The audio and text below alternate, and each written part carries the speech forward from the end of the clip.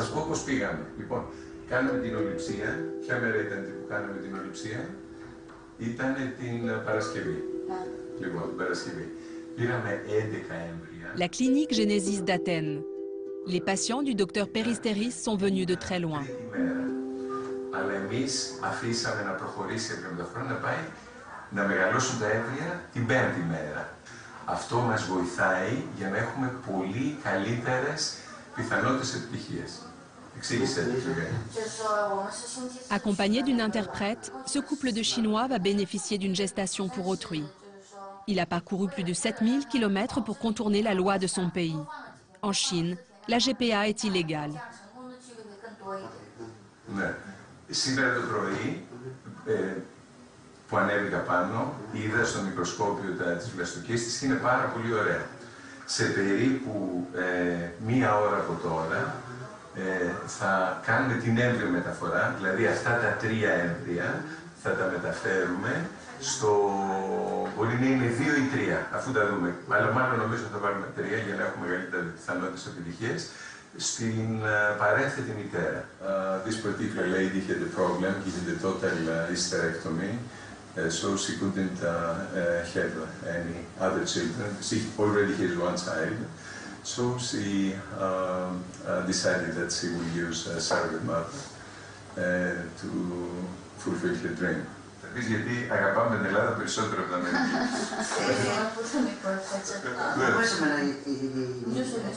Η Αθήνα έχει πολλά σκηνά που κάνει Γαλλία, Αγγλία, Γερμανία, Αμέρικα.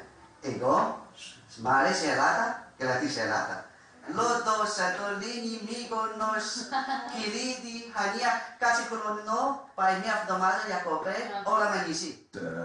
Ici, ils n'ont eu surtout aucun mal à trouver une mère porteuse. En Angleterre, les candidates sont rares et aux États-Unis, la procédure leur aurait coûté 5 fois plus cher qu'en Grèce. L'opération est délicate. Ce n'est pas le gynécologue du couple chinois, mais le chef de la clinique, le docteur Pantos, qui va implanter les embryons dans l'utérus de leur mère porteuse, une géorgienne.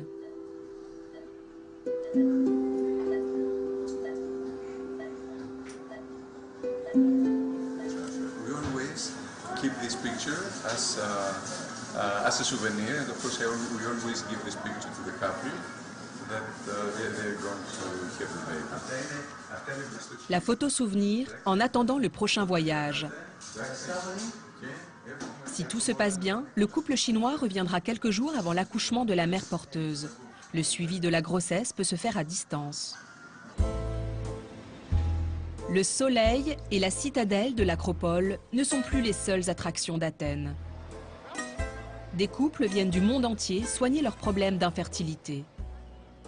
La Grèce est devenue en 2002 le deuxième pays européen, après la Grande-Bretagne, à légaliser la gestation pour autrui. Une GPA officiellement altruiste et très encadrée.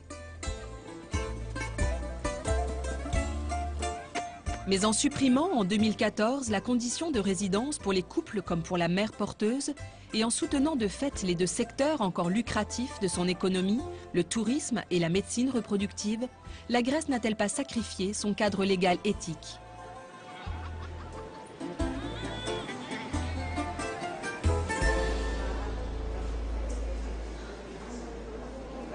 C'est pour quel jour? Ok, lundi, oui. Quelle heure? Cette clinique d'Athènes, le couple chinois ne l'a pas choisie par hasard. C'est le plus gros centre de procréation médicalement assistée du pays.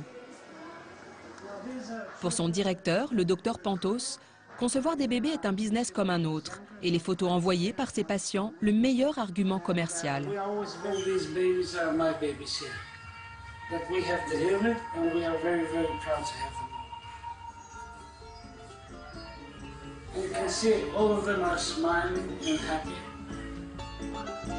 Ces 40 000 bébés miracles ont valu au docteur Pantos le surnom d'Elvis de la fertilité. Les murs de sa clinique affichent aussi ses nombreuses interventions dans la presse nationale et internationale. This is my interview in CNN, and this is where we gave the interview about the grandmother. Here it says in Greek, a grandmother delivers her grandchildren. Il y a 10 ans, sa clinique a été la première à suivre une gestation pour autrui. Pionnier dans son pays, père de 8 enfants et fervent orthodoxe, le docteur Pantos revendique une cinquantaine de GPA et 5000 fécondations in vitro par an. We are doing at least a third of all cycles in Greece, just ourselves. But we have hundreds of couples coming, as I said, from all over the world, from China, from India. We have lots of couples from Australia. We have couples from Canada. We have couples from the States. And they come here for our excellent pregnancy rates because of legal reasons. In some countries, egg donation or surrogacy is not allowed. Here in Greece it is. So we have a very flexible law here in Greece which allows these procedures. And also because the price is lower than most countries. For example, in the States it's at least 5 times more expensive than in Greece. Also, Greece offers a unique environment, very nice weather, lots of islands, places to go and relax. And so it's an ideal place to be able to get pregnant. Pour convaincre, le médecin va jusqu'à laisser les caméras de télévision s'inviter en salle d'opération. Σας ευχαριστούμε πολύ. Η χαρά είναι όλη δική μας. Έλενα, θέλεις να το ξεκινήσεις εσύ, να μας κάνεις μία ξενάγηση, μια περιγραφή, πώς θέλεις? Βεβαίως. Αυτή τη στιγμή βρισκόμαστε στο πρώτο στάδιο της εξωσωματικής γονιμοποίησης, όπου θα μας περιγράψει και ο γιατρός εδώ ακριβώς τι κάνουμε στο πρώτο αυτό στάδιο. Γιατρέ, αυτή τη στιγμή τι κάνετε εδώ? Ουσιαστικά είμαστε στην τελική φάση, όπου συλλέγουμε τα οάρια. Είναι η φάση της οοληψίας. Έχει προηγηθεί η προεργασία με την διέγερση της γυναίκας. L'émission Namasté, un talk show très populaire de la télévision privée, diffuse en direct. FIV, insémination artificielle, GPA, tout va être passé en revue. Greece is a secondary destination for donation, but for surrogacy is one of the primary destinations. You know, in view of the recent financial crisis, and the then government wanted to find, you know, to increase income, so they decided to promote medical tourism. Obviously, the legislators, I believe, were not fully aware of the ramifications of the technique. They thought it's a simple procedure, like having an appendectomy, but the truth of the matter is that, of course, it's a much, much more complicated procedure, which has a lot of potential problems down the road. La Grèce compte aujourd'hui une soixantaine de cliniques d'aide à la procréation. C'est 6 fois plus qu'en Grande-Bretagne pour 6 fois moins d'habitants. Mais pour devenir une destination phare de la GPA, le pays a surtout besoin de femmes, en nombre, prêtes à devenir mères porteuses. Seulement voilà, dans une société encore très traditionnelle, la GPA est un sujet tabou et les Grecs peu enclines à prêter leur ventre. Celles qui l'acceptent le font surtout pour aider un membre de leur famille. Une semaine après le transfert d'embryon, le docteur Peristeris reçoit la mère porteuse du couple chinois. Cette Géorgienne, qui élève seule sa fille de 8 ans, ne veut pas témoigner car sa famille n'est pas au courant de sa démarche. Dans son cabinet, le gynécologue suit la grossesse de plusieurs mères porteuses, toutes originaires d'Europe de l'Est. Elles ont entre 20 et 35 ans.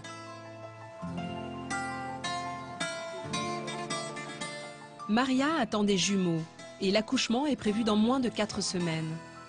Elle est bulgare, a 35 ans et n'en est pas à sa première expérience de mère porteuse.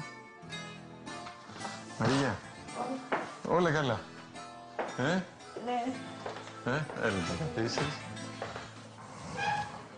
Il y a 2 ans, Maria a donné naissance à un garçon, porté pour le compte d'un couple franco-grec. This is the heart of the right baby. Excellent, very good. So the one baby, it's 2 kilos, 110 grams. Now we measure the baby girl. Ναι. Τώρα μεγαλώνουν πολύ τα παιδιά. Ναι. What we do with Maria and with other surrogate mothers, we try to feel that they have a great mission, that the babies that they're carrying, they see them as their own babies. Of course, they will give them to the parents, but we would like them to enjoy all that period because, you know, they have a proud from what they're doing because they have the feeling that they're offering something really big. Γιατί κάπως όλα τα πρέπει να είχα τα κυρία. Ναι. Να είχα παιδιά, πόσο και εγώ έχω. Ναι. Έτσι. Εντάξει, είμαι χαρούμενο γιατί πάτε καλά δεν είναι να έχουν κάτι προβλήματα μωρά και έτσι. Από αυτό είμαι χαρούμενο. Δεν είναι γιατί θέλω να κρατήσω, θέλω να... C'est dans le quartier d'Agios Nikolaos, l'un des plus pauvres d'Athènes, que vit Maria. Ces immeubles déclassés, désertés par les Grecs, se sont peu à peu remplis de locataires très modestes, d'origine étrangère. Maria a emménagé ici au début de sa grossesse. Les bébés qu'elle attend seraient ceux du couple pour lequel elle travaillait depuis 1 an comme femme de ménage. Εγώ δεν τρέπεστε να σου πω γιατί κάνω κάτι κακό. Δεν τρέπομαι να σου πω γιατί είμαι έγκυος από την οικογένεια, δεν είμαι... Έχει εδώ ένα μαγαζί βουλγαρικό, τώρα τα ξέρατε μέσα γιατί είμαι έγκυος από την οικογένεια. Γίνει, δίδυμα. Και αυτό. Εκεί που γράφει γιατί εγώ είμαι τέτοιο... Δεν γράφει τέτοιο πράγματα, λεφτά, τέτοιο πράγματα. Γράφει γιατί εγώ θέλω να μένω έγκυος από την οικογένεια και μια μέρα όπως γεννήσω, το παιδιά τα πάτε εκεί. Δεν μίλησα τέτοιο λεφτά, τέτοιο. Αν θέλει στην οικογένεια μετά από το γέννησμα να κάνει κάτι πάνω δώρο, να σου πω με κάτι, ναι. Αλλά εγώ αυτό μέχρι τώρα δεν ξέρω, αλήθεια. Μέχρι τώρα αυτό δεν ξέρω. L'argent ne serait pas la motivation de Maria. Pourtant, à écouter son amie Paula, le doute s'installe. La jeune femme sans emploi et mère célibataire a dû laisser sa fille aînée en Bulgarie. Elle hésite à devenir mère porteuse pour la faire venir en Grèce. Δεν ξέρω. Τώρα ακόμα δεν είμαι πολύ σίγουρη. Όμως το σκέφτομαι. Γιατί αυτό θέλει πολύ να είσαι δυνατή. Πώς να σου πω. Γιατί εγώ έχω παιδιά και όπως το κάνεις αυτό, πρέπει να ξέρεις και το άλλο τι είναι καλά. Κατάλαβες. Maria n'a pas eu de mal à convaincre Dani, le fils de 17 ans qu'elle élève seule. Pour lui, sa mère avait le choix entre devenir mère porteuse ou se retrouver à la rue, après avoir perdu son travail de femme de ménage. Όταν μου είπε αυτό, εγώ δεν ήμουν, πώς λέγεται, δεν το ήθελα να το κάνει αυτό. Αλλά μετά σκέφτηκα ότι ήταν πολλά χρόνια εδώ στην Ελλάδα και όλο αυτό που δούλευε δεν μπορούσε να μαζέψει λεφτά για να αγοράσει σπίτι, δικό μας σπίτι. Και μου είπε ότι θέλει να κάνει αυτό, ότι δεν είχε δουλειά να μαζέψει λεφτά για να αγοράσουμε σπίτι, μόνο με αυτόν τον τρόπο μπορούσε να μαζέψει λεφτά. Και θα έχουμε σπίτι και εμείς δεν θα σκεφτόμασταν άμα τώρα μας έρθει το νίκιο, άμα μας διώξουν από το σπίτι, ξέρω. Να ξέρουμε ότι είναι δικό μας το σπίτι. Si Maria refuse de lever le voile sur ses motivations réelles, c'est parce qu'en Grèce, la loi interdit de payer ou d'être payé pour porter un enfant. Officiellement, seuls les frais liés à la grossesse sont indemnisés au maximum 10 000 €.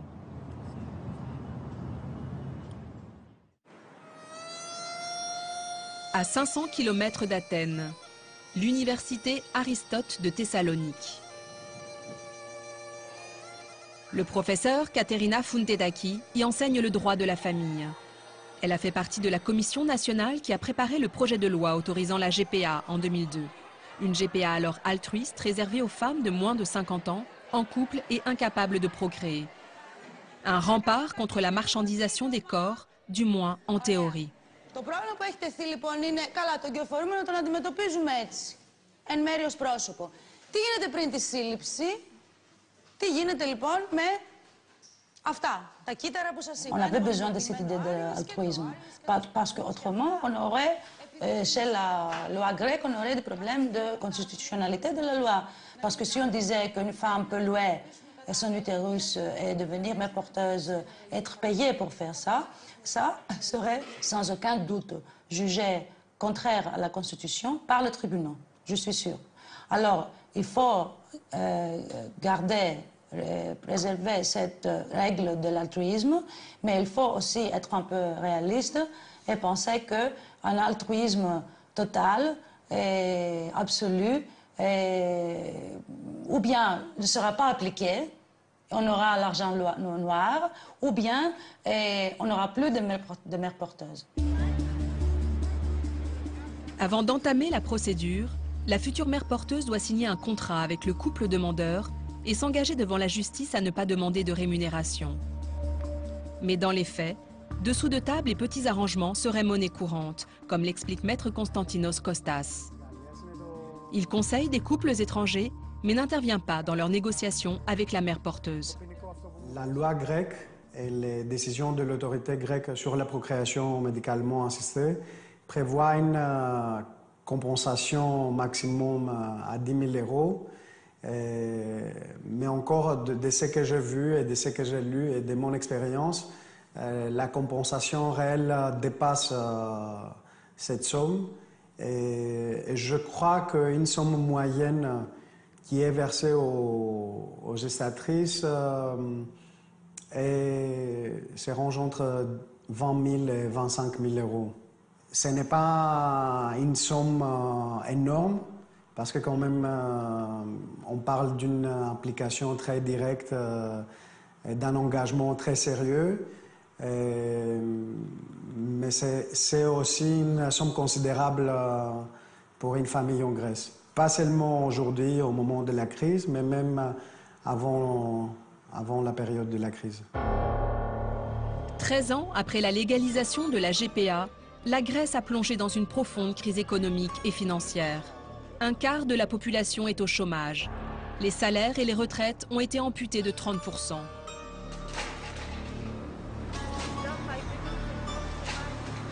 Mais les plus précaires, ce sont ces femmes, venues des pays de l'Est et des Balkans voisins, employées au noir comme aide ménagère ou garde-malade pour 3 € de l'heure.